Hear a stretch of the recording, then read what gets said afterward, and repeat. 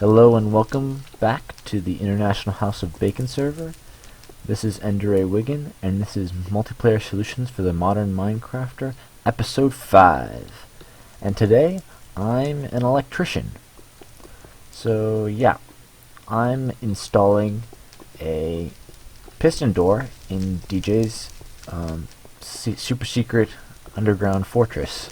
Ultra secret, I think is what he calls it. So yeah, I'm an electrician. I'm being paid by the hour to install this what do you call them? This appliance. And so yeah, I'm gonna walk you guys through it. Last time I just kind of showed off. That was the first episode actually. I kind of just showed off it, but this time I'm gonna actually show me building it. So if you just want to see the final result, go check out episode 1. Sorry, that was my phone. And yeah, I'm gonna get started. So essentially what this door is gonna be is that he's got this wall here and he wants a door in the middle of it. And basically what it needs is then I need 3 blocks of space to build this door, and then some space underneath and some space on top. And how it's gonna look is he wants the creeper design like I have on my doors at my sand base, and it kind of looks like this. So, oops, to get that one, it's 2 regular, a block on the top and bottom of the center, and then a block like that, and it makes kind of a creeper face. So that's pretty cool. And then the block in the middle is blank, so it's not a complete 3x3 door. It's an iris door, if you know what that means. So yeah, I'm gonna get started, and I'll see you guys when I've gotten my materials together. Okay guys, I've got my electrician's kit here. Got repeaters, some pistons, and some redstone too. Probably not enough redstone, but I'll get more if I need it. So I'm just gonna rip out this door for now, and I'm gonna place the pistons. You can place the pistons really in any configuration, but the way that seems to work best for me is to place them in a line like this, and 3 on each side. And then, oops, I'll go get that one. And then 1 on the top and 1 on the bottom, if you can imagine that. So this one is going to go right there, and this one is going to go there. So you can imagine this block goes here, this block goes here, and then this goes here, here, here. Oops, not there. There. And then, oops, I keep messing up because I'm in the way. Sorry about the fire noises, they're a little bit loud. Turn the sound down a little bit. Okay, so yeah, that's how it's gonna look when it's open. Although I might add some. I might actually, right now I'll change this out for stone brick, so that it kind of has the whole ring look. If you know what I mean. And yeah, then we're gonna work on the wiring. So basically, the buttons I think are gonna go either here or here, so I'm just going to put 2 on there. And for the purposes of this build, I'm actually going to shut off the lava so I don't die when I'm like jumping around and stuff. I think DJ will be okay with that. I've already died once in this lava, just from being an idiot. But yeah, so the buttons are going to go on these blocks, and I'll put them on there. Just make some buttons here. My inventory is a mess as per usual. And then on the back there's going to be pressure plates, so I'll make those as well. And there are going to be 3 pressure plates, and I think it's this far back. Yeah, it's not directly after the pistons, because if it was like that, then it would activate the pistons directly, whereas we want it to connect to the whole system, not bypass it and go directly to the piston under here. So yeah, that's the setup so far. Now I'm going to create some space below and on top to put the redstone, and I'll get back to you. Okay, because right now it's kind of, there's no place for me to actually go and put my stuff. Although DJ has said that I can use all the space underneath here. So yeah, see you then. Okay, I've created some space under here. Just a little platform there. I'm not sure exactly where Daniel wants the redstone to go, but I'm just going to kind of make it, and then I can always adjust it if he wants it differently. But first I'm going to show how I'm going to hook up the pistons. And actually, it turns out really well, because this block here, which is holding the lava back, I actually need for the setup. So I'm going to go ahead and make a couple torches, redstone torches here. And yeah, one of them goes there, and then I put a piece of redstone on top, and that powers all three. So that's a cool trick. If you put a redstone torch, block, and then a piece of redstone, it'll power 3 pistons in a line. And so I'll repeat that pattern on the other side. And there we've already powered 3 pistons. Now all we have to do is power the block under this torch and the one on the other side, and we can control that much. Now for the bottom one, I'm going to hop down here.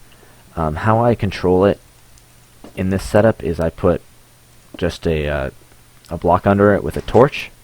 However, later, and I'll go ahead and put this already, there's going to be a redstone repeater here, which kind of connects to the rest of the setup.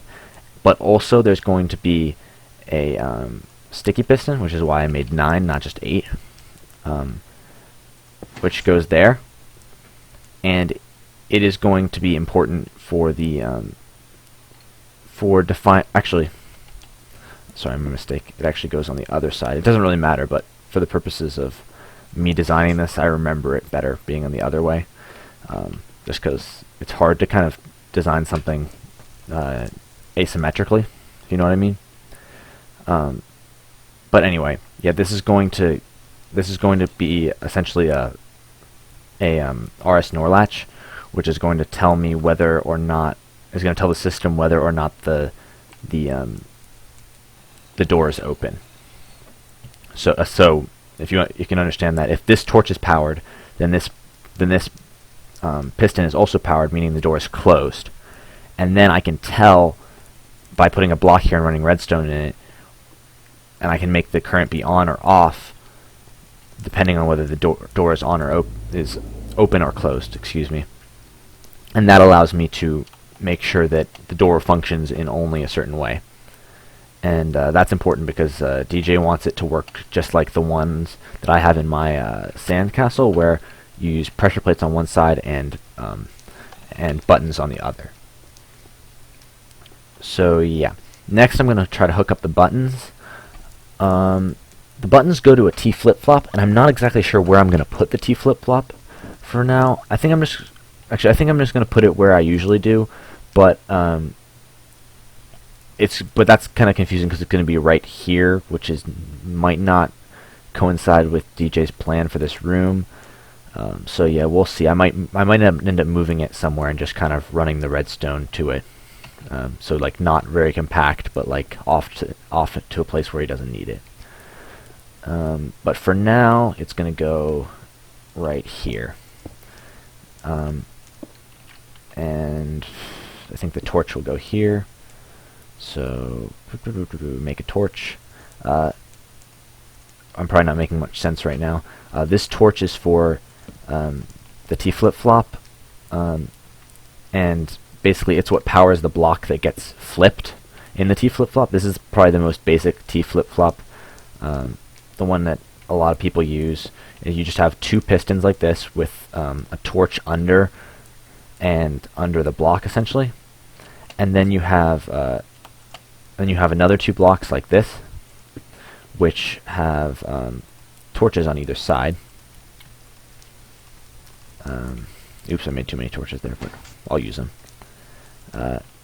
And so then, oh, actually I do need redstone right now, so I'll be right back. Okay, I've got some redstone. I actually had to go all the way back to the sand base to get the last stack of redstone I have. But yeah, you just put it up there, as I was saying, and then when you power that line of redstone there, it switches the block. So let me quickly make a button and I can demonstrate that.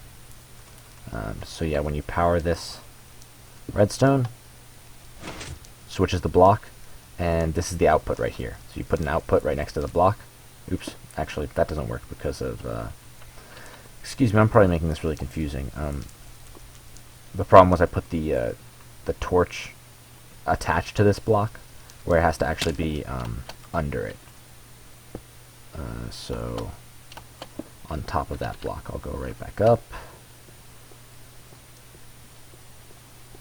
It's actually been a little while since I've built one of these, but I still remember the basic idea, even if I do make a couple mistakes every once in a while. So yeah, that's how it should be, and then the output is there. So right now it's on, hit the button again, and it goes off. Hit the button again, on. The button again, off. Okay? So what I'm going to do is I'm going to hook up the buttons to this line here. And how I do that is I can take it this way, take it up. Of course, that's probably not going to work because of the block, but I'll figure it out. Where's the button? The button's right there. Okay.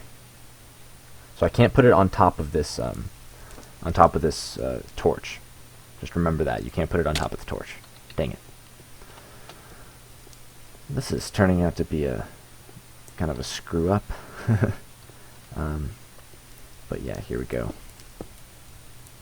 So something like,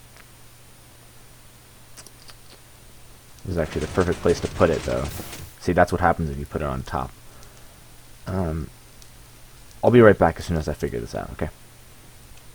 Okay guys, I fixed the problem. All I did was I just moved the buttons back a block and put stairs here. So if you look when you're looking from the top, it looks the same, but since it's technically not a full block, the redstone can still pass through it, and that's helpful for this.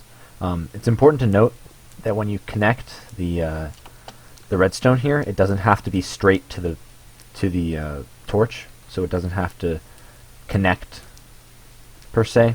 It just has to power the block, for which it just has to be on top. So yeah, I'll get back up to the top and show you what it looks like from up there. Just pretty basic. You can see I moved the buttons back one, and if I press the button, you can hear the shift. Okay. Yeah, so every time you hit either of the buttons, and it doesn't really matter which one, I just put 2 for symmetry. Now I'm going to move my way through here.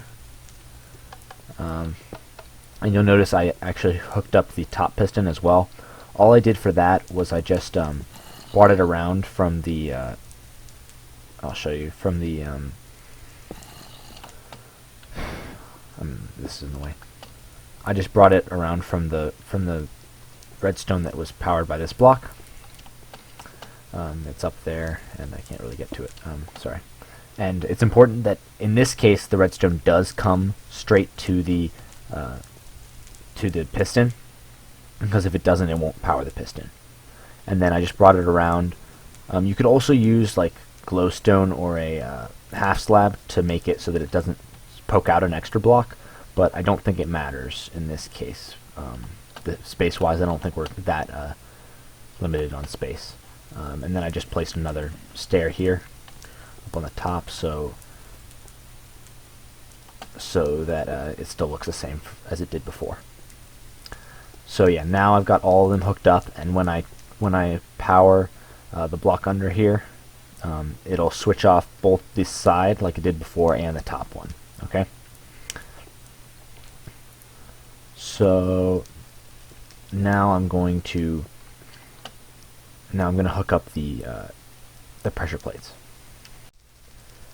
Okay guys, I actually went ahead and hooked up the pressure plates here. it just gets the pressure plates from these redstone, or the power from the pressure plates goes into these redstone wire, and then out to the system through that, and this wire will take it. This wire is also activated by the T flip-flop, but when the T flip-flop is disactivated, such as when the door is closed, then the pressure plates can override the T flip-flop. And then on this side, this is when you're coming the other way, when you're coming this way through after you've pressed the button, and then you're pressing on the pressure plates, you're stepping on the pressure plates. In that case, this wire and stuff will already be lit, and the only way to turn it off is to actually power or deactivate the T flip-flop, or switch the T flip-flop essentially. And so how that works is I send a pulse using these repeaters and this sensor. So this knows that in this case, if I knock out this torch, that in this case the door is actually open, because you see this piston isn't actually powered. So then when I step on the pressure plates, it sends a pulse through here to this repeater, then through this block to this repeater, and up to the T flip-flop, which I already set up because it was a little bit hard to do on camera. And then this one is necessary so that afterwards it extends, and that's I'm not quite sure why that's needed, but when I was testing it out, that was important. So just roll with it, okay, guys. This obviously, I know this isn't the most compact design for this sort of build, but I think for me, it's like laid out in a fashion that I understand, so that's the main value of it for me. So yeah, that's all hooked up. I'll show you guys how it works now. The functionality is completely there as far as the inputs. I haven't hooked it up to the sides yet. So when I go through here, there you go. That one goes down, and since this is the only one that's hooked up, that's why. And when I press the button, it goes down. Press it again, goes back up. Press it and walk through, it goes down, and then I go over the pressure plates, and it goes back up. So that's the functionality I'm looking for. I'm looking for the fact that when I'm coming from this way, or DJ is, I can just use pressure plates, and that's really simple. But I don't want mobs to be able to get in because they can't press a button. Only I can. So I do that, and this can stay on as long as I need to get through here, and then I go over the pressure plates. Okay. So now all that's left is I just need to hook up the rest to these and then cover the walls up. That's all. So I'm going to do that right now. I just have to dig down, and you saw that this is the block where the torch is on. So I place a block there, place a torch there, and there. And now when I hook up this torch to the system, then it should be all set to work. I just have to kind of drop down. I just have to kind of send it under to the other side. And I'll probably do some of this off camera because it's kind of hard to show you guys everything when there's not much space to maneuver. So I'll hook them up and then I'll be back. And ta-da, it is completely done. All hooked up and everything. Works just like it's supposed to. I'll show you the redstone, what I did. Just added a little thing. You see it goes here to this torch from this central piece of redstone, and then it goes under. It also goes there to be activated by the T flip-flop. Goes under, and I'll go around to the other side. Under and through here, and gets this torch. And that's all you need to do. Also, one thing to note is that if you want all the pistons to fire at the same time, because of the torch delays, you need to make this repeater have 2 ticks. And if you do that, then all of the pistons in the door will fire at the same time, and it'll look beautiful like it does. Okay, so. And if you do go back and watch the first video where I just show it off, it's a good deal laggier, and that's because I've been started using Optifine, which has been really helpful. So guys, if you are having trouble with lag, I mean, my computer isn't that great. I'm still having lag now, but Optifine is a real big help, especially for smoothing out the lag spikes and stuff like that. Lifesaver. So yeah, that's all. I'm just gonna touch it up for DJ, but I think I'll leave that for him to show off. Thanks everybody for watching. I hope you guys understood the Redstone at least a little bit. I know that when I first started watching Redstone videos, I didn't understand it all. But if you just keep watching, that's what I did, and now I understand and can design all this stuff. And for those of you who do understand Redstone, I hope I didn't butcher it. So yeah, thanks again for watching, and see you guys next time. Bye.